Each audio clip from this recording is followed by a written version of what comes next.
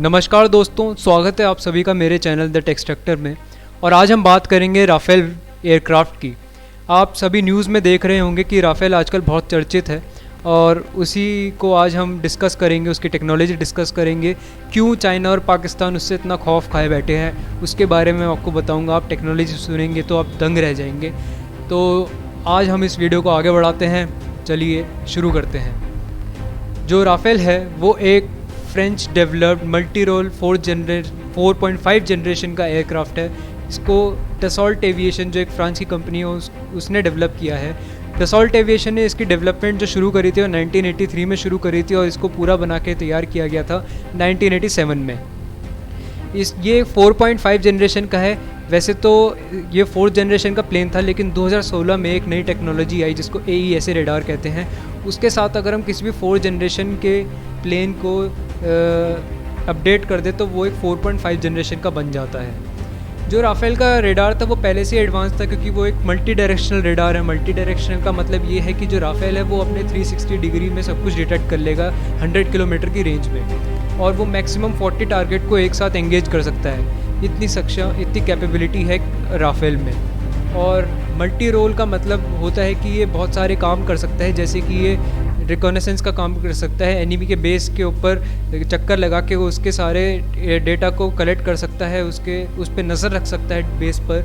ये एक dog fight में एंगेज हो सकता है। डॉग फाइट मतलब एयर टू एयर जो फाइट होती है, ये एयर टू सरफेस फाइट में भी एंगेज हो सकता है। बहुत ईजीली ये सबको एक साथ झेल लेता है, इसलिए इसको ओमनी रोल भी कहते हैं। ये एक साथ दो काम कर सकता है। ये एयर टू एयर फाइट भी एंगेज कर सकता है और एयर टू ग्राउंड फाइट भी एंगेज कर सकता है, इसलिए इसको ओमनी रोल भी कहते हैं डसॉल्ट एविएशन, जिसने ये वही कंपनी है जिसने राफेल बनाया है। हम इसकी स्पीड की बात करें तो इसकी स्पीड 2000 किलोमीटर पर आवर की है। वैसे तो मैंने कहीं इसकी स्पीड 2120 किलोमीटर पर आवर पढ़ी है, कहीं 2200 किलोमीटर पर आवर पढ़ी है, तो इसलिए मैंने बोल दिया 2000 प्लस किलोमीटर पर आवर की स्पीड इसमें है। इसका जो कॉकपिट है उसमें होलोग्राफिक डिस्प्ले है। होलोग्राफिक डिस्प्ले अगर आपने मूवीज़ में देखा होगा, आयरन मैन में देखा है, तो वो जो हवा में अपना हाथ हिला के ऐसे करता है वो होलोग्राफिक डिस्प्ले होता है। खैर हवा में तो नहीं, लेकिन सामने एक मिरर होता है, उसमें रिफ्लेक्ट होता है सब कुछ इन्फॉर्मेशन प्लेन की, कि कितने इंजन अभी वर्किंग है, कितना फ्यूल बचा है, वो सब। इसके हेलमेट में भी साइड एंड डिस्प्ले है। हेलमेट में आपको रेडार भी, जैसे समझ लिए हेलमेट का साइड एंड डिस्प्ले का मतलब क्या है। साइड का मतलब जैसे समझ लिए मेरे सामने एक एयरक्राफ्ट, एनिमी एयरक्राफ्ट है, मैं उसकी तरफ देख रहा हूँ तो मेरे साइड से ही वो लॉक हो जाएगा। ऐसी इसमें टेक्नोलॉजी है। और इसमें डिस्प्ले भी है। हेलमेट में जो सामने मिरर होता है उसमें भी डिस्प्ले है। तो एक बहुत ही कूल टेक्नोलॉजी है, बहुत ही एडवांस टेक्नोलॉजी है राफेल में। और राफेल में एक और चीज़ है, इसमें स्पेक्ट्रा लगा हुआ है। स्पेक्ट्रा एक सिग्नल जैमर है। अगर कोई भी एनिमी एयरक्राफ्ट राफेल के 60 किलोमीटर के रेडियस में आता है तो वो उसके सिग्नल को जैम कर देता है। और ये एक बहुत बड़ी चीज़ है, क्योंकि सिग्नल जैम होना मतलब तुम्हारा एनिमी अंधा हो जाएगा, उसको तुम दिखोगे ही नहीं, उसको कुछ नहीं दिखेगा, उसको ये भी नहीं दिखेगा उसके आसपास मिसाइल आ रही है क्या आ रहा है। तो ये एक बहुत बड़ी चीज़ है, एनिमी का सिग्नल जैम कर देना। जो राफेल है उसके आर्मामेंट्स के बारे में बात कर लेते हैं। तो राफेल जो है वो 6 AASM हैमर मिसाइल कैरी कर सकता है। ये एक सैटेलाइट गाइडेड मिसाइल है, एयर टू ग्राउंड मिसाइल है असल में। इसको हवा से ज़मीन पर छोड़ा जा सकता है, ये सिर्फ ज़मीन पे काम करता है। इसमें एक मीटियोर मिसाइल लगी हुई है जिसकी रेंज 100 किलोमीटर है। मीटियोर मिसाइल ये बहुत एडवांस मिसाइल है और ये एयर टू एयर मिसाइल है।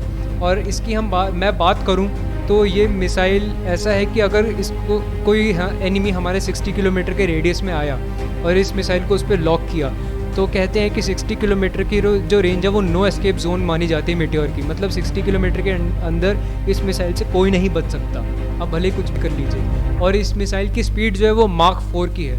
माक 4 की स्पीड अगर मैं कन्वर्ट करूँ किलोमीटर पर आवर में तो वो हो जाती है 4940 किलोमीटर्स पर आवर। मतलब इसको डॉज करना भी मुश्किल है। एक बार आप रेडार में देख लेंगे, लेकिन इसको डॉज करना मुश्किल है। नामुमकिन तो नहीं कह सकूँगा, लेकिन मुश्किल है। और इसमें है एक 30 mm का रिवॉल्विंग कैनन। ये एक मशीन गन है। ये 30 mm की बुलेट शूट करती है at rate of 2500 rounds per minute. बहुत ही लीथल इसमें वेपन्स लगाए गए हैं। ये एक लेज़र गाइडेड मिसाइल कैरी करती है। इसमें मिड एयर रिफ्यूलिंग भी है। हाँ, इसको हवा में ही रिफ्यूल करा जाता है। ये बहुत ही एडवांस चीज़ है, क्योंकि अगर समझ लीजिए आप किसी ऑपरेशन में हैं, ख़त्म हो गया तो आप हवा में इसका रिफ्यूलिंग कर सकते हैं। इसमें ऐसा है, ये एक 75 का एमिशन लेके उड़ता है। अब आगे बात करें, हम अब बात हैं J-20 की, जो चाइना का सबसे बेस्ट एयरक्राफ्ट है। चाइना जो क्लेम करते हैं कि एक 5th जनरेशन एयरक्राफ्ट है, उसकी हम बात करते हैं, उसको हम राफेल से कंपेयर करेंगे बाद में। तो जो J-20 वो 5th जनरेशन एयरक्राफ्ट है। 5th जनरेशन बोलते हैं, 5th जनरेशन का मतलब मैं आपको बता दूं क्या होता है। 5th जनरेशन का मतलब होता है कि एक 5th जनरेशन को स्टेल्थ प्लेन बोला जाता है। स्टेल्थ मतलब वो किसी भी एनिमी के रेडार में नहीं डिटेक्ट होगा, तो उसको हम स्टेल्थ बोलते हैं। वो किसी की नज़र में नहीं आएगा, और जिसमें स्टेल्थ टेक्नोलॉजी होती है वो 5th जनरेशन का बन जाता है। लेकिन हाल ही में मैं आपको अभी पूरे एक और मैं चीज़ बताऊँ, पूरे वर्ल्ड में सिर्फ 3 5th जनरेशन के एयरक्राफ्ट बोले जाते हैं, जो कि है J-20, F-22 रैप्टर और F-35। F-22 और F-35 दोनों USA के हैं।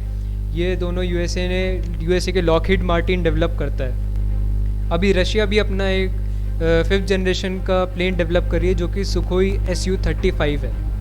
उसकी भी अभी चल रही है टेस्टिंग वगैरह। हाँ जी, तो मैं आपको एक बात बता दूं कि जब 2009 में एक मॉक ड्रिल हो रही थी, तो उसमें F-22 रैप्टर का इस्तेमाल किया गया था और राफेल का इस्तेमाल किया गया था। और F-22 को स्टेल्थ एयरक्राफ्ट बोला जाता है, क्योंकि उसको कोई डिटेक्ट नहीं कर सकता। लेकिन राफेल ने उसको सक्सेसफुली डिटेक्ट करके उस पर मिसाइल लॉक करके उसको टारगेट किया था। तो अभी मैं अगर आपको बताऊं कि जो 5th जनरेशन है वो अच्छे से उसकी टेक्नोलॉजी आई नहीं है, इसका मतलब ये है क्योंकि एक अगर 4.5 जनरेशन का अगर आपको एयरक्राफ्ट डिटेक्ट कर ले रहा है 5th जनरेशन को, तो एक बहुत ही बड़ी मिस्टेक है, बहुत ही बड़ी कोई भूल है जो हो रही है। ये ऐसा नहीं होना चाहिए। अगर ये पूरी तरीके से आएगा तभी इसको 5th जनरेशन का बोला जाएगा।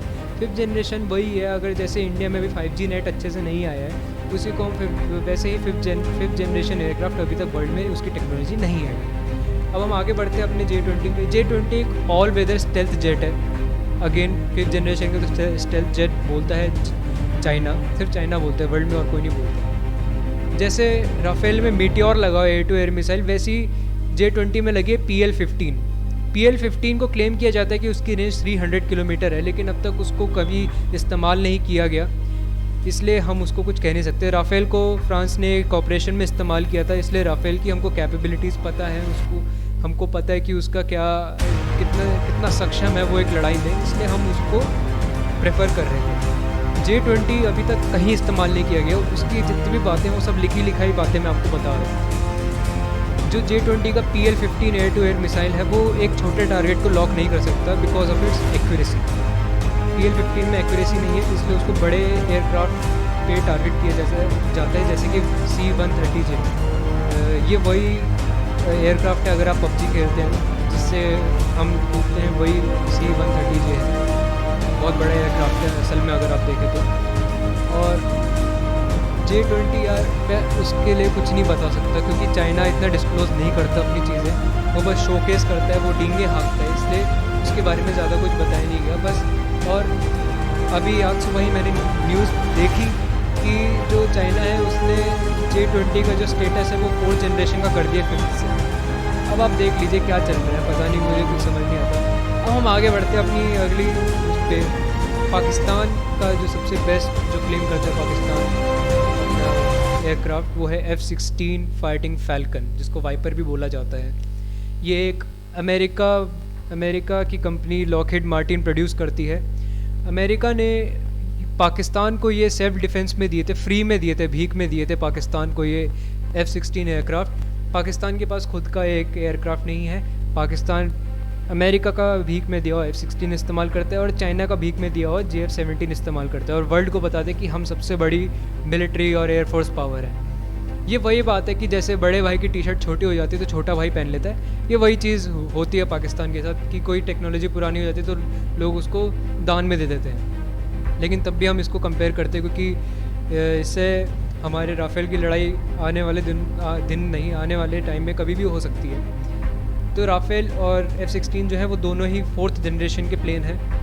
ये राफेल का जो टेक ऑफ वेट है, राफेल टोटल वेट 24,500 kgs का उठा सकता है, और जो F-16 है वो टोटल वेट 13,000 kgs का उठा सकता है टेक ऑफ वेट। राफेल की स्पीड यहाँ मैं किसी और बल्कि जब मैं रिसर्च करी थी तो वहाँ पे बताई गई थी 2130 किलोमीटर पर आवर, ये मैंने सोर्सेज से लिए, मेरी बताई हुई नहीं है। 2130 किलोमीटर पर आवर की स्पीड है राफेल की, और जो F-16 की स्पीड है वो 2414 किलोमीटर पर आवर की है। यहाँ भी F-16 के पास एक एज है, क्योंकि F-16 थोड़ा हल्का है राफेल से, उसके विंग स्पैन भी ज़्यादा है F-16 का। और रेट ऑफ क्लाइंब की अगर मैं बात करूँ, दोनों ही विमान 50,000 फीट की ऊंचाई पर उड़ सकते हैं बिना किसी प्रॉब्लम के। राफेल की जो take off rate of climb है, रेट ऑफ क्लाइंब का मतलब कितनी स्पीड से ऊंचाई पर जा सकता है, वो है 15,240 मीटर पर मिनट, मतलब 15 किलोमीटर पर मिनट की स्पीड से वो ऊपर चढ़ सकता है। और जो F-16 है वो 18,288 मीटर पर मिनट, मतलब 18.288 किलोमीटर पर मिनट की स्पीड से वो ऊंचाई पर जा सकता है। और अब हम दोनों के आर्मामेंट्स की बात करते हैं। राफेल में मैं आपको पहले ही बता चुका हूँ, राफेल का मैं फिर से बता देता हूँ। राफेल में एक बहुत अच्छी मिसाइल है MICA, इसको माइका भी कहते हैं, air to air beyond visual range missile. Beyond visual range का मतलब है कि जैसे मेरे को एनिमी नहीं दिख रहा है, लेकिन अगर रेडार में डिटेक्ट हो गया तो ये हम इस मिसाइल को छोड़ सकते हैं और वो जाके उस पर हिट करेगा एकदम एक्यूरेसी के साथ। बियॉन्ड विजुअल रेंज है। वहीं F-16 में लगा है AIM-9 sidewinder short range air to air missile. Okay, short range air to air missile है। आगे हम बात करते हैं Meteor long range air to air missile Rafale में है। और F-16 में AIM-120 AMRAAM medium range air to air missile. फिर से यहाँ राफेल के पास एक बहुत बड़ा एज है। राफेल में एक Hammer air to ground precision guided weapon है, मतलब अगर मेरे को मिसाइल एक पत्थर के ऊपर भी छोड़नी है तो वो मिसाइल पत्थर के ऊपर ही गिरेगी, ऐसे प्रिसीजन के साथ हम एक मिसाइल राफेल में लगाई हुई है। और वहीं एयर टू ग्राउंड जो मिसाइल F-16 में वो AGM-65 मैवरिक है। राफेल में एक scalp long range stand of missile है। स्टैंड ऑफ मिसाइल किसी भी ज़मीन पे जो ट्रक्स वगैरह होंगे, व्हीकल्स होंगे, उसको तोड़ सकता है, या फिर जो पानी में शिप्स होंगी उसको तोड़ सकता है। ये stand of missile, scalp long range stand of missile.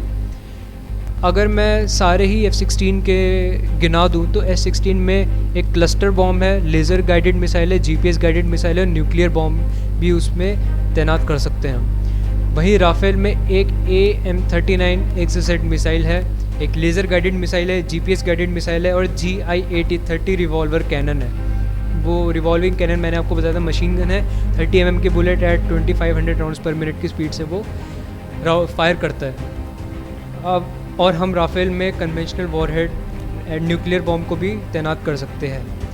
और रेडार की बात करूँ तो F-16 में 120 किलोमीटर का रेडार है, और वो एक रेडार जो है वो 20 टारगेट को एक साथ एंगेज कर सकता है अगर वो 84 किलोमीटर की रेंज में आते हैं, लेकिन टोटल उसकी रेंज 120, इफेक्टिव रेंज 84 है, ये मैं बोलूँगा।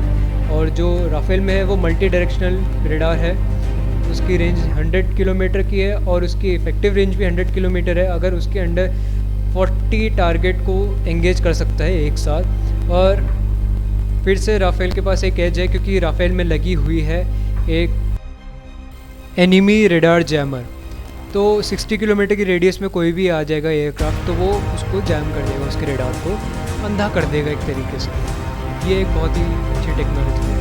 तो आप खुद ही देख रहे हैं कि आमने सामने कोई भी आ जाए इन दोनों में से, J-20 हो या F-16, तो ये उसको नेस्त नाबूद कर सकता है।